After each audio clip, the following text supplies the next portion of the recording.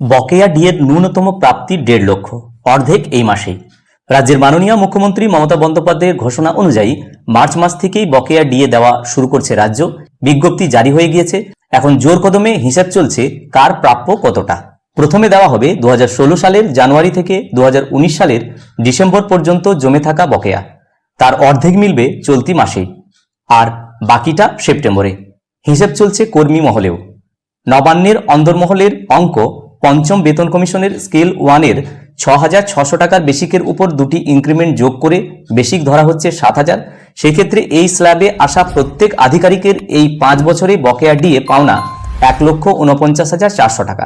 ফলে মার্চ মাসেই তারা অন্তত 74,700 টাকা পাবেন বলেই ধরে নেওয়া হচ্ছে।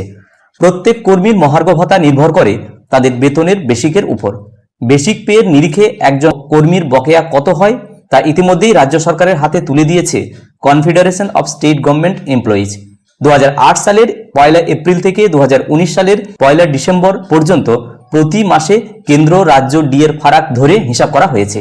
রাজ্যের এক আধিকারিক জানান, একইভাবে হিসেব করছে অর্থ দপ্তরও, কিন্তু সেক্ষেত্রে প্রত্যেক কর্মীর বেসিক সহ প্রতিটি খুঁটিনাটি রাজ্যের ইন্টিগ্রেটেড ফিনান্স ম্যানেজমেন্ট সিস্টেম অর্থাৎ IFMS এ থাকা আবশ্যিক।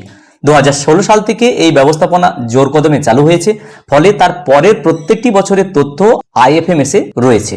সেই কারণেই 2016 সাল থেকে 2019 সাল পর্যন্ত যেহেতু IFMS এ সমস্ত কিছু তথ্য রয়েছে, সেই জন্য এই সময়কালের অর্থাৎ 2016 থেকে 2019 সাল পর্যন্ত বকেয়া আগে মিটিয়ে দিতে চাইছে রাজ্য।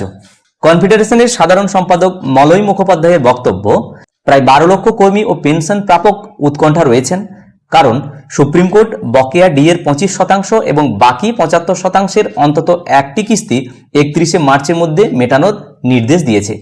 এই নির্দেশ পূরণ হলো কিনা সর্বোচ্চ আদালতে তার পর্যালোচনা হবে 15 এপ্রিল।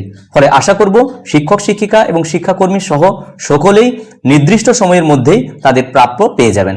পশ্চিমবঙ্গ রাজ্য সরকারি কর্মচারী ফেডারেশনের কনভেনার প্রতাপ নায়ক মহাশয় বলছেন, রাজ্য কিভাবে বকেয়া মিটাবে তা বিজ্ঞপ্তিতে পরিষ্কার বলে দেওয়া হয়েছে। তার ব্যতিক্রম হওয়ার কোনো সম্ভাবনা নেই, কারণ অর্থ দপ্তর দিনরাত এক করে কাজ করছে। ভিডিওটি প্রত্যেককে দেখার জন্য ধন্যবাদ। প্রত্যেকে ভালো থাকুন, সুস্থ থাকুন।